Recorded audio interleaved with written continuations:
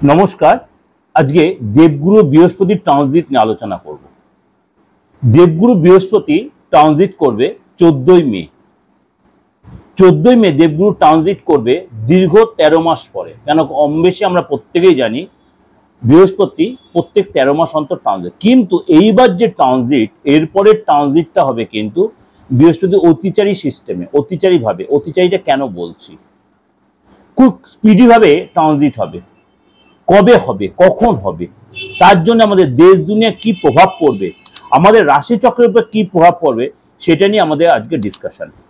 এই যে 14 তারিখ রাত্রে দেবগুরু বৃহস্পতি বৃষ রাশি থেকে মিথুন রাশিতে প্রবেশ করবে, তার জন্য কিন্তু সেটা থাকবে কতদিন পর্যন্ত, 18 অক্টোবর পর্যন্ত। এই অতিচারী রূপেই ট্রানজিট, এবং 19 অক্টোবর দেবগুরু বৃহস্পতি আবার কর্কটে প্রবেশ করে। তার মানে এরপর আবার ট্রানজিট করে ডিসেম্বর মাসে। 19 অক্টোবর পর আবার ডিসেম্বর মাসের 5 তারিখে দেবগুরু বৃহস্পতি আবার, অর্থাৎ একই বছর 2025 সালে 3বার ট্রানজিট হয়ে গেল। এই যে দেবগুরু বৃহস্পতি 8 বছর এই যে মানে তীব্র গতিতে, এটাকে বলছে অতিচারী গতি। কারণ আমরা জানি শনির পরে মানে সবচেয়ে ধীর গতি প্ল্যানেট হচ্ছে বৃহস্পতি। এই যে 8 বছর দেবগুরু বৃহস্পতি তীব্র গতিতে যে ট্রানজিট হবে, এটাকেই বলছে অতিচারী। অর্থাৎ প্রথমে বৃষ থেকে মিথুনে, আবার মিথুন থেকে কর্কটে, আবার কর্কট থেকে আবার মিথুনে আসবে। সুতরাং এই গতিটা বলে মানে এই যে এত কুইক মুভ করছে, এই জন্য একে বলছে অতিচারী। এবং কর্কটে 2 মাস থাকার পরে দেবগুরু বৃহস্পতি আবার মিথুনে প্রবেশ করবে। গুরু যখন অতিচারী হয় তখন দেশ দুনিয়ার উপরে কিন্তু একটা প্রভাব বিস্তার করে, এবং এক রাশিতে দীর্ঘদিন থাকলে মানে ধীরে ধীরে যখন প্রবেশ করছে তখন তার প্রভাব একরকম দিচ্ছে, মানে ভালো হোক আর মন্দ আপনার মানে খারাপটাও ধীরে ধীরে দেবে। আবার যখন খুব কুইক মুভ করবে তার প্রভাবটাও কিন্তু আপনার ক্ষেত্রে সেরকম স্পিডি দেবে। অর্থাৎ সুফল বা কুফল সবই কিন্তু আপনার স্পিডি ভাবেই দেবে। 19 অক্টোবর দেবগুরু কর্কটে প্রবেশ করবে, এবং নভেম্বর মাসে দেবগুরু কিন্তু আর বক্রিয় হবে।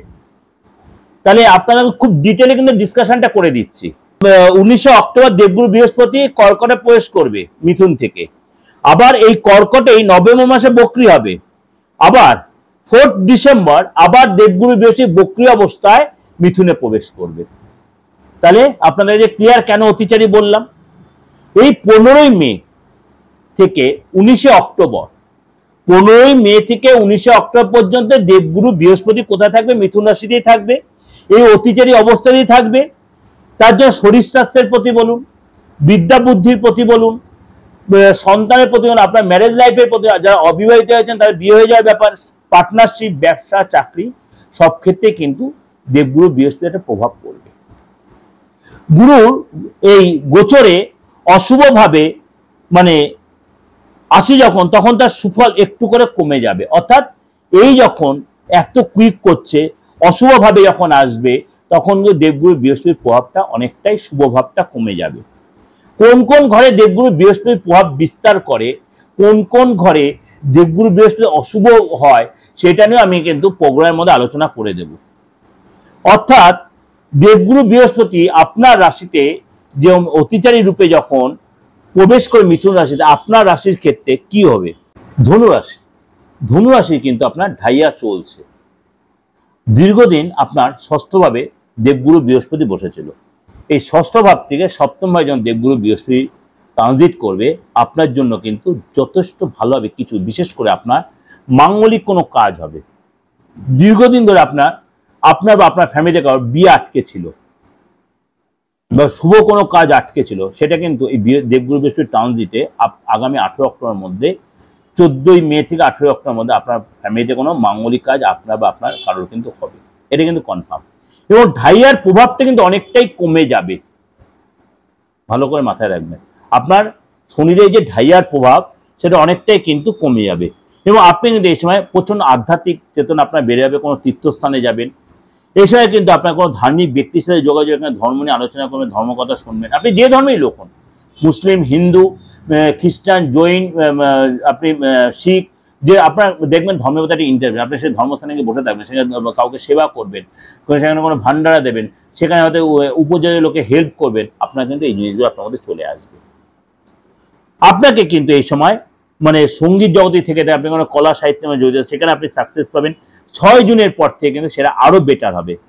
যতক্ষণ মঙ্গল এই কর্কট রাশিতে নিচস্থ বসে থাকবে ততক্ষণ কিন্তু আপনার যার একটু ডিস্টার্ব হবে। যখন 6 জুন মঙ্গল তার রাশি চেঞ্জ করে সিংহ রাশিতে প্রবেশ করে, তখন যারা কিন্তু আরো বেটার, আপনার সাহস বেড়ে যাবে, কনফিডেন্স বাড়বে, এবং আপনার কিন্তু লেনদেনে আপনাকে সতর্ক থাকতে হবে। আপনি যে ট্রানজাকশন করবেন, অনলাইনে বলুন, অফলাইনে বলুন, হাতে হাতে বলুন, আপনি কাস্টমারকে যে সার্ভিস দেন সেগুলো সাবধানে, নাহলে আপনাকে মিসবিহেভ করতে, অর্থ না দিয়ে বলতে হ্যাঁ অর্থ দিয়ে দিয়েছি, এই জিনিসগুলো কিন্তু আপনার ক্ষেত্রে ঘটে, বা কাউকে একজনের ক্ষেত্রে দেওয়ার ব্যাপারে আরেকজনকে ট্রানজাকশন করে, এগুলো কিন্তু আপনার ক্ষেত্রে হতে, শত্রু আপনার বাড়বে, বিবাদ আপনার বাড়বে, এবং আপনার কিন্তু মানে কোর্ট কাছারি থেকে আপনাকে অবশ্যই বলবো, রিকোয়েস্ট করবো, অ্যাডভাইস দেবো, আপনি কোনো আইনি ঝামেলায় উপজায় জড়াতে যাবেন না। সেই ঝামেলা, অশান্তি, কোর্ট কাছারি, পুলিশের ঝামেলা নিজেকে একদম বিরত রাখবেন, নাহলে কিন্তু আপনি ফেসে যাবেন এই সময়টা। Be careful. শরীর স্বাস্থ্য আগের চেয়ে অনেকটাই বেটার হবে, এবং আপনার কিন্তু কনফিডেন্স বাড়বে, আপনার পরাক্রম বাড়বে, আপনার কথাবার্তার মধ্যে অনেক বেশি সংযম রাখতে হবে। আপনার কথাবার্তায় যদি সংযম না রাখেন তাহলে কিন্তু আপনি শত্রুতা তৈরি করে, যে কোনো লোকের আপনার শত্রুতায় তৈরি হবে, আপনার মধ্যে অধত্ব, অহংকার, এগুলো আপনাকে ত্যাগ করতে হবে। যারা প্রেম করছেন দীর্ঘদিন ধরে, কিন্তু প্রেমটা কিন্তু বিয়েতে পরিণত হবে। এই সময় আপনি মনে করুন আপনার মানে কি বলবো, অবিবাহিত রয়েছেন, প্রেম আপনি করেন না, তা আপনার বিয়ে হয়ে যেতে পারে। আপনার এই সঙ্গে নতুন যে প্রেম আসতে পারে, আপনার এক্সট্রা ইনকাম হবে, পদলাভ হবে, ধনলাভ হবে। আপনার কিন্তু এই সময় বাড়িতে আপনার বা আপনার ফ্যামিলি কারো কিন্তু মাঙ্গলিক কাজ হবে। অর্থাৎ আপনাকে বলবো কথাটায় কন্ট্রোল রাখতে, মুখের ভাষা ঠিক রাখতে, মিথ্যার আশ্রয় না নিতে, মানে ছলচাতুরি না করতে, রাগ জেদ কন্ট্রোল করতে, তাহলে কিন্তু ওভারঅল কিন্তু বৃহস্পতি ট্রানজিট আপনার জন্য কিন্তু খুব একটা খারাপ দিচ্ছে না।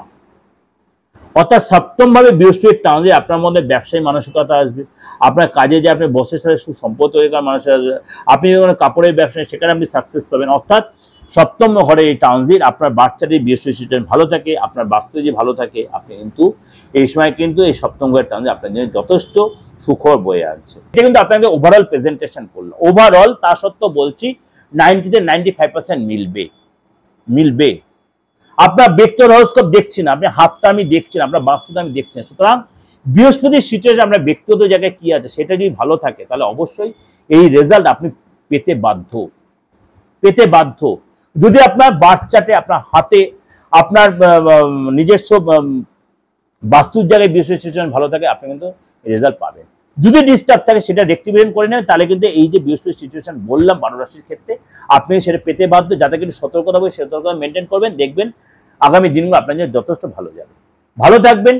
অবশ্যই ভালো লাগলে প্রোগ্রামটা লাইক করে শেয়ার করবেন, আর আমার এই চ্যানেলটাকে ফলো করে রাখবেন, সাবস্ক্রাইব করে নোটিফিকেশন অন করে রাখবেন। যোগাযোগ করতে আমার বুকিংয়ে ফোন করে নেবেন 891097332594339601। যে কোনো জায়গা থেকে, যে কোনো ধর্মের, যে কোনো বয়সে, আর যে কোনো রাজ্য থেকে, যে কোনো দেশের বিদেশের থেকে। নমস্কার, ভালো থাকুন।